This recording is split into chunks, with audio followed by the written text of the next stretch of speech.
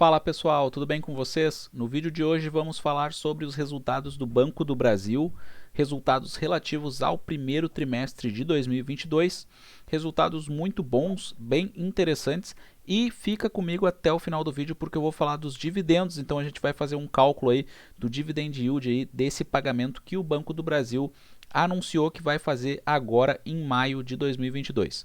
Mas se você ainda não conhece meu canal, seja bem-vindo, seja bem-vinda. Assine aí o canal, aperte no botãozinho vermelho que tem aí embaixo, se inscreva no canal. Eu faço vídeos diários como esse, então se você se inscrever no canal, você não vai perder meus vídeos diários.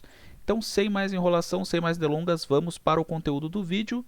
Banco do Brasil aí negociado na bolsa, código, né, BBAS3, divulgou os resultados do primeiro trimestre de 2022 e a gente pode ver aqui, por exemplo, margem financeira líquida, né, aí na tabela a gente vê, foi aí acima de 12 bilhões de reais, aumento na comparação anual, aí, na comparação com o primeiro trimestre de 2021, de 4,8%. As despesas administrativas do banco subiram 6% na comparação anual, mas é sempre bom lembrar aí que o IPCA já está em 11% nos últimos 12 meses. Então, as despesas administrativas subiram 6%, mas ainda assim é um aumento abaixo, aí, né, bem abaixo, na minha opinião, dos 11% do IPCA. Claro que isso é algo que a gente tem que ver aí nos próximos trimestres, né? Pode ser que essas despesas aí cheguem mais próximas aí, né, do patamar da inflação, mas isso é algo para a gente ver. Por enquanto, acredito que seja um bom número, um bom resultado, né? E o lucro líquido do Banco do Brasil no primeiro trimestre de 2022 chegou aí em 6 bilhões e 600 milhões de reais. Então a gente vê que no primeiro trimestre de 2022 o lucro líquido aí registrado tinha sido de 4 bilhões e 200, no quarto trimestre de 2021 ficou em 5 bilhões e 300 e agora subiu aí para 6 bilhões e 600, ou seja, na comparação trimestral, com o quarto trimestre de 2021 a gente vê um aumento de 24,4% no lucro líquido. E no primeiro trimestre, né, na comparação com o primeiro trimestre de 2021, ou seja, na base anual, né, um aumento de 57,6%. Então, vejam que o Banco do Brasil, mesmo sendo um banco gigantesco, que registra aí lucros absurdos há muitos anos, há muitas décadas, né, porque é um banco super tradicional, com mais de 200 anos, né, um banco sólido, mesmo assim ele conseguiu crescer o lucro líquido no ano em 57,6%. Então é realmente um crescimento absurdo, né, um crescimento monstruoso aí, e muito bom para nós que somos acionistas do Banco do Brasil.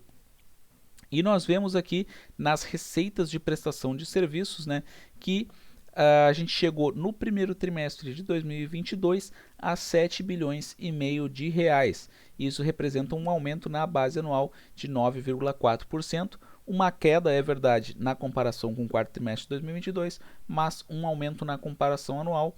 E como a gente aqui no canal gosta de falar sobre investimento de longo prazo, e longo prazo é longo prazo mesmo, né? No mínimo 10 anos, mas eu acredito que o longo prazo seja para a vida toda, né? Tem ações aí para carregar para a vida toda. Então, a gente vê que essa comparação anual faz mais sentido e quase 10% de aumento na receita de prestação de serviços é algo muito bom. É claro que existem algumas quedas aí, por exemplo, que nem nas receitas aí de conta corrente, houve uma queda, processamento de convênios, né?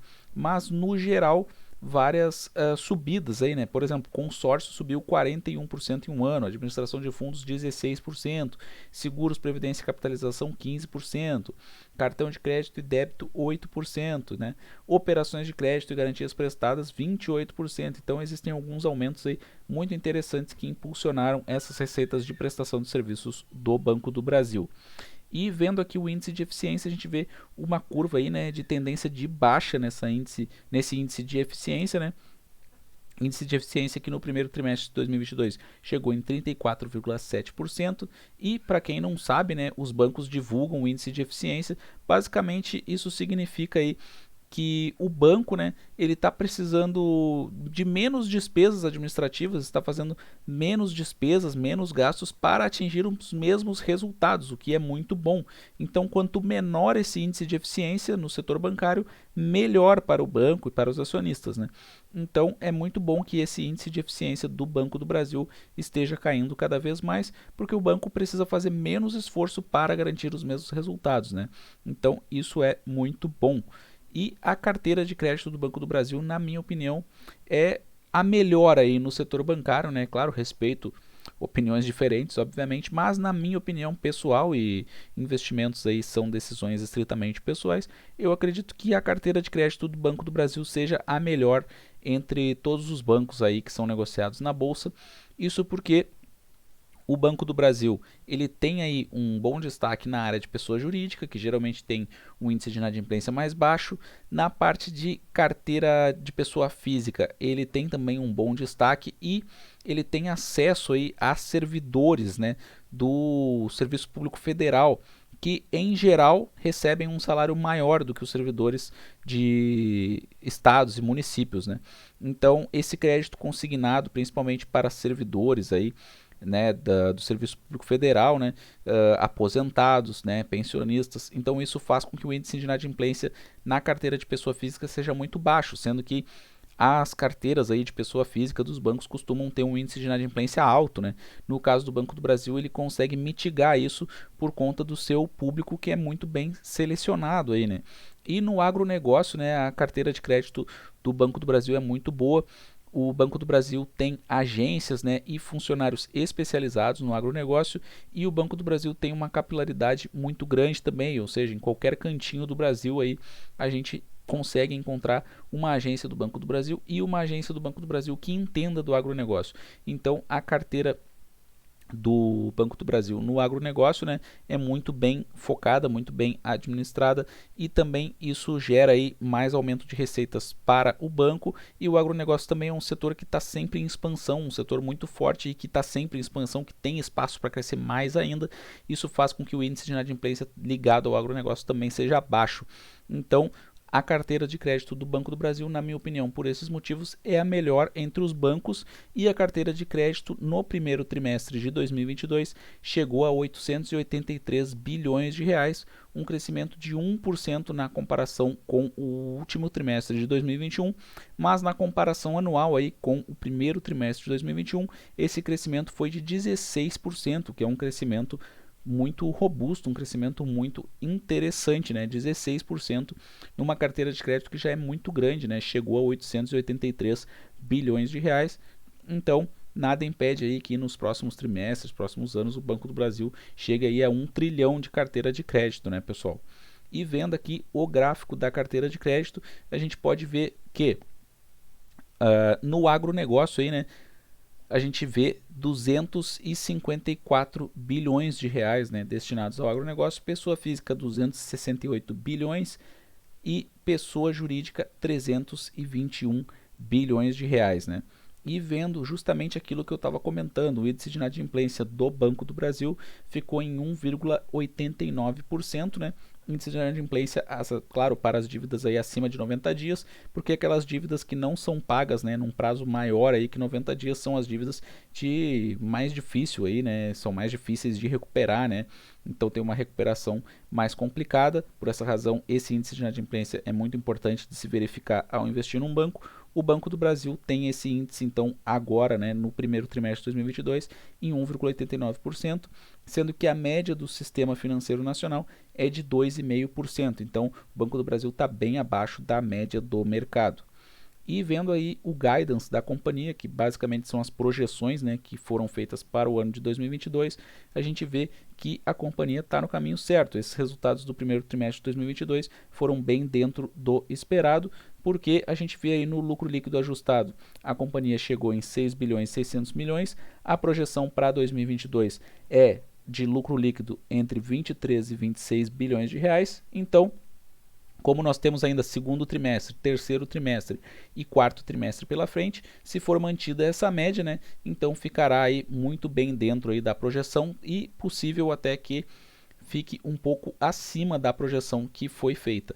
E no geral aí, vendo aí os outros resultados que estão nesse guidance, a gente vê que justamente a mesma coisa, que o que está sendo observado aí no primeiro trimestre de 2022 é o caminho certo, né? Então as projeções feitas lá no final do ano de 2021 para 2022 estão bem dentro da realidade aí do Banco do Brasil. E falando de dividendos e juros sobre capital próprio, a companhia divulgou, né, no dia 9 de maio de 2022 a distribuição de 443 milhões de reais a título de dividendos e 1,5 bilhão quase, né, de reais a título aí de JCP.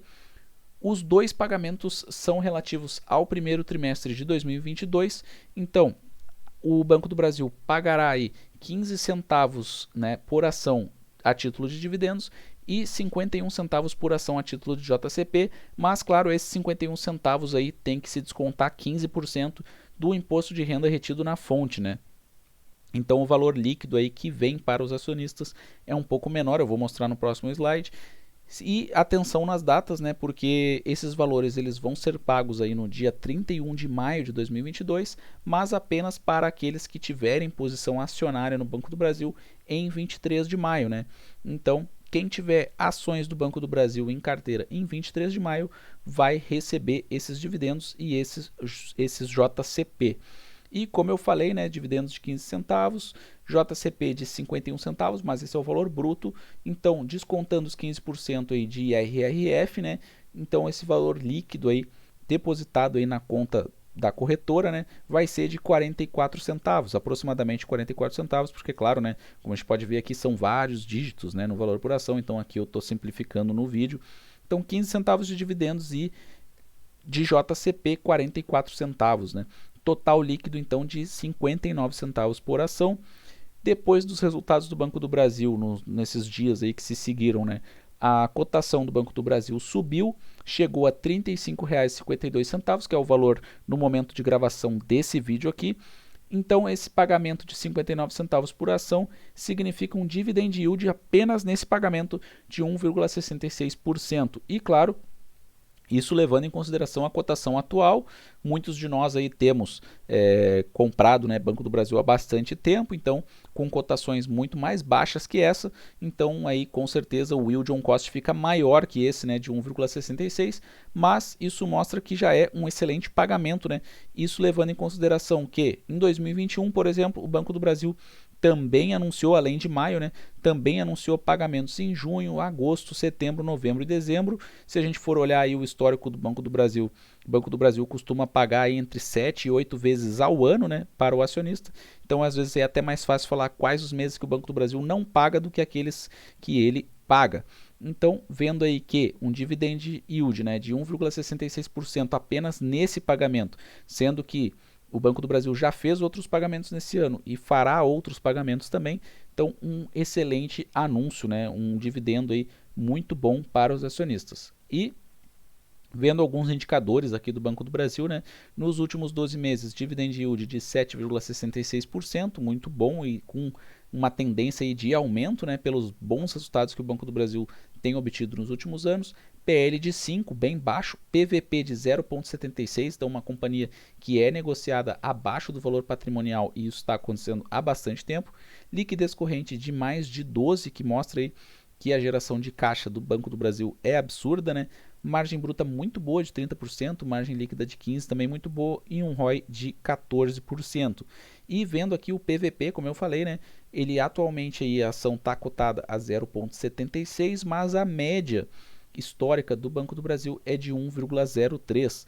Então, quer dizer, né, tá abaixo da média histórica, né, da companhia. Então, se ela voltar a ser negociada aí a um PVP de 1, né, que é a média dela, a gente pode ver aí uma boa valorização da ação do Banco do Brasil nos próximos anos. Então, pessoal, eu gostaria de saber o que vocês acham da ação do Banco do Brasil, o que acharam dos resultados do primeiro trimestre de 2022. Comentem sobre o vídeo, também eu respondo todos os comentários. Um forte abraço a todos e até a próxima.